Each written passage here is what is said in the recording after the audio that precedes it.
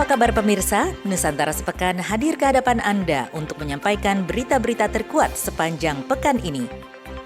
Berita-berita apa saja ke itu? Langsung saja kita saksikan selengkapnya.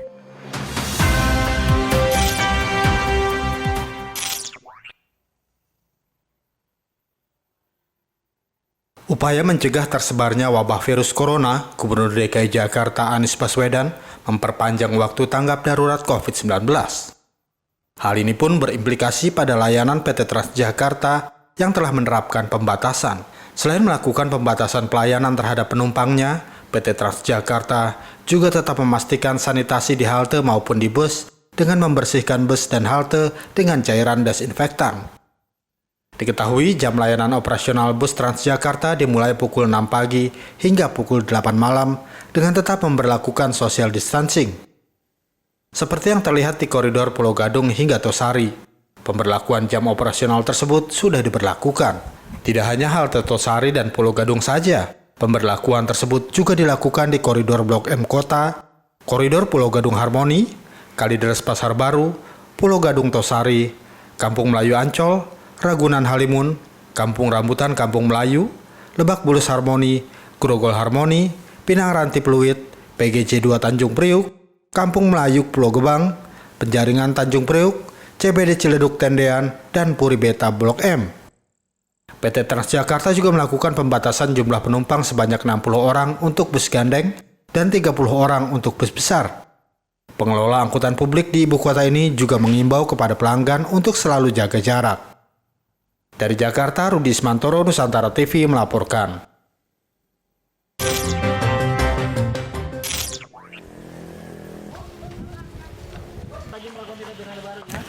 Wabah dunia COVID-19 yang turut menyerang Indonesia menjadi anugerah tersendiri bagi puluhan narapidana di Lembaga Pemasyarakatan Kelas 2 A Ternate, Provinsi Maluku Utara. Pasalnya sebanyak 51 orang narapidana mendapatkan kebebasan dalam rangka pencegahan penyebaran wabah virus corona di dalam lapas. Pembebasan para napi ini berdasarkan keputusan Menteri Hukum dan HAM nomor 10 tentang syarat pemberian asimilasi dan hak integrasi bagi narapidana dan anak. Samsul, salah satu warga binaan yang mendapatkan asimilasi, mengaku bahagia. Ia pun bersyukur dan berterima kasih kepada Presiden Joko Widodo, Menteri Hukum dan HAM, serta Dirjen Pemasyarakatan karena telah memberikan asimilasi kepada mereka sehingga bebas lebih cepat. Ya, terus terima kasih karena PKW dengan petugas dalam sini sangat baik. Mereka mendidik kami dengan baik. Tidak ada yang kami rasa kecewa dengan mereka, tidak ada. Semua serba baiklah. Terima kasih juga sama Bapak Presiden, Bapak Menteri Hukum dan HAM, dan Bapak Dirjen Pemasyarakatan. Narapidana yang mendapatkan asimilasi secara bertahap adalah mereka yang telah menjalani setengah masa hukuman. Sedangkan narapidana yang dibebaskan merupakan narapidana dengan kasus pidana umum seperti narkotika yang hukumannya di bawah 5 tahun. Pembebasan narapidana dimaksud adalah bentuk asimilasi warga binaan yang telah memenuhi syarat setengah masa pidananya. Memang salah satu sisi corona adalah wabah virus bagi seluruh masyarakat Indonesia bahkan dunia. Tapi di sisi lain ada hikmah tersendiri untuk warga binaan. Ya. Dengan adanya wabah itu, negara mempertemukan mereka kepada keluarganya dalam bentuk asimilasi sesuai dengan Permenkumham nomor 10. Sementara itu, narapidana yang mendapatkan asimilasi diharapkan selalu menjaga kesehatan untuk menghindari penyebaran wabah virus corona. Dari Ternate, Maluku Utara, kontributor Nusantara TV, Rusadi Arsyad melaporkan. Kepada bangsa dan negara melalui Asosiasi Pengusaha Limbah Industri Indonesia Kabupaten Bekasi, Jawa Barat menyalurkan bantuan alat pelindung diri atau APD kepada petugas Public Safety Center atau PSC 119 Dinas Kesehatan Kabupaten Bekasi. Puluhan paket alat pelindung diri lengkap yang diserahkan terdiri dari sepatu boot, pakaian APD, sarung tangan, masker hingga helm. Aspelindo memberikan bantuan terhadap petugas PSC 119 karena petugas ini menjadi garda terdepan dalam penanganan pandemi COVID-19 di Kabupaten Bekasi. Saat warga terserang COVID-19, maka petugas dari PSC 119 bertugas menjemput ke rumah terduga pengidap COVID-19 dan merujuknya ke rumah sakit. Kita sadar bahwa memang corona ini bukan cerita. Corona ini sebuah wabah yang nyata yang kita tidak boleh coba-coba untuk melakukan sesuatu yang tidak antisipatif. Kita sudah tahu lebih dari 140 negara wabah corona ini menyebar dan termasuk juga masuk ke Indonesia. Dan wabil khusus kita Kabupaten Bekasi tidak berharap bahwa corona ini terus menjalan, dan kami apresiasi betul kepada pemerintah daerah Kabupaten Bekasi melalui PSC 119 dengan juga seluruh perangkat dinas kesehatan ke bawahnya, puskesmas yang kami tahu betul mereka melakukan langkah-langkah preventif, kuratif juga, sehingga siang malam mereka bekerja didampingi Bimas TNI, Bimas Polisi, Babinsa TNI AD, itu sangat luar biasa. Dengan kondisi itu kami melihat bahwa pemerintah daerah, negara ini butuh support masyarakat. Kami sebagai bagian dari masyarakat di pengusaha limbah coba berkomunikasi, dan alhamdulillah sampai hari ini kami baru terkumpul kurang lebih 140 juta, dan sampai hari ini kami baru bisa kontribusi alat pelindung diri bagi tim medis sebagai garda terdepan baru kurang lebih 75 set APD.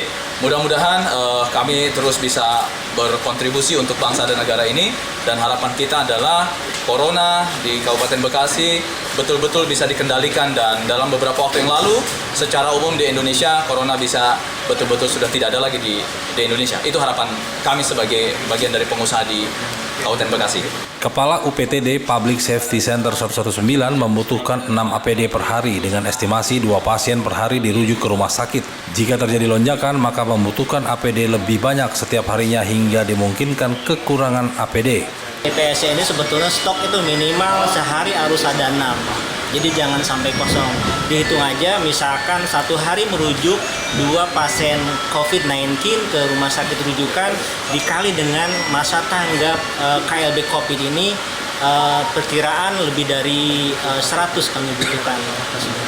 Dinas Kesehatan Kabupaten Bekasi hingga hari ini mencatat 539 ODP, 91 orang PDP, 20 orang positif COVID-19 serta 3 orang meninggal dunia. Sementara 2 orang dinyatakan sembuh setelah menjalani perawatan medis. Bagi warga yang memiliki gejala COVID-19 bisa menghubungi nomor darurat 119, maka petugas PSC 119 akan menjemput ke rumah yang bersangkutan untuk dilarikan ke rumah sakit. Dari Bekasi, Ari Ridwan, Nusantara TV melaporkan.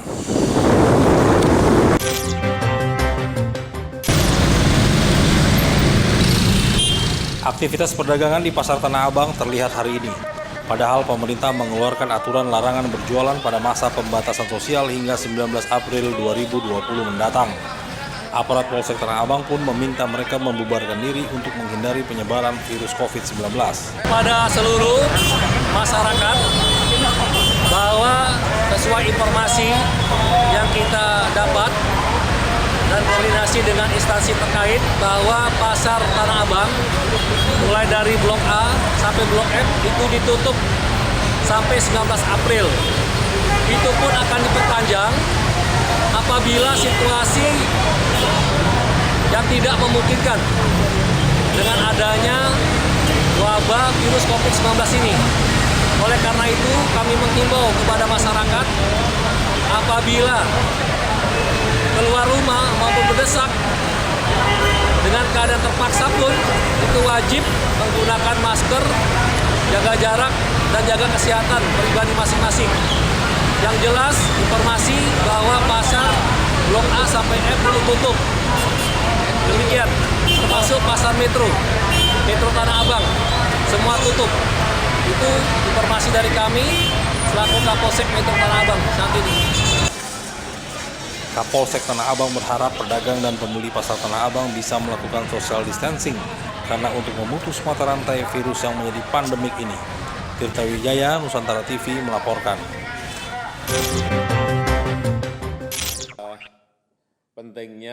Kepala negara mengingatkan, dalam situasi saat ini dibutuhkan kerjasama dan komunikasi yang baik antara pemerintah pusat dan daerah sehingga memiliki satu visi dan garis yang sama dalam mengupayakan penyelesaian COVID-19 yang telah menyebar setidaknya di 207 negara. Presiden Joko Widodo kembali menyinggung soal prioritas pelaksanaan tes cepat melalui metode PCR bagi pihak-pihak berisiko tinggi terpapar COVID-19, baik itu dokter dan keluarganya maupun para ODP atau orang dalam pemantauan dan PDP atau pasien dalam pengawasan. Terkait hal itu, Presiden berharap agar pemeriksaan yang dilakukan dapat berbuah hasil yang cepat. Demikian halnya dengan pengadaan dan distribusi alat-alat pelindung diri atau APD yang harus menjadi perhatian jajaran terkait agar dapat dilaksanakan dengan cepat. APD yang telah terdistribusi ke daerah-daerah juga harus dipastikan telah didistribusikan kembali ke rumah-rumah sakit dan tenaga kesehatan yang membutuhkan.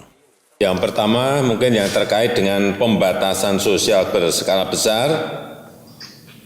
Saya melihat sudah ada Permenkes nomor 9 2020. Yang paling penting saya ingin menanyakan beberapa hal, terutama dengan nanti pelaksanaannya seperti apa. Dalam rangka kita memiliki sebuah kecepatan untuk mencegah memutus rantai penyebaran dari COVID-19.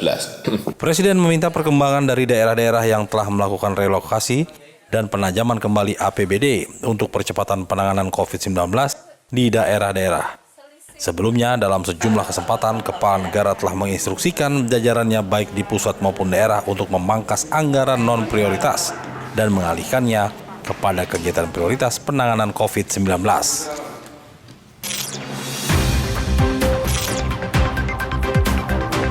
Pemirsa, kami masih akan kembali dengan informasi menarik lainnya.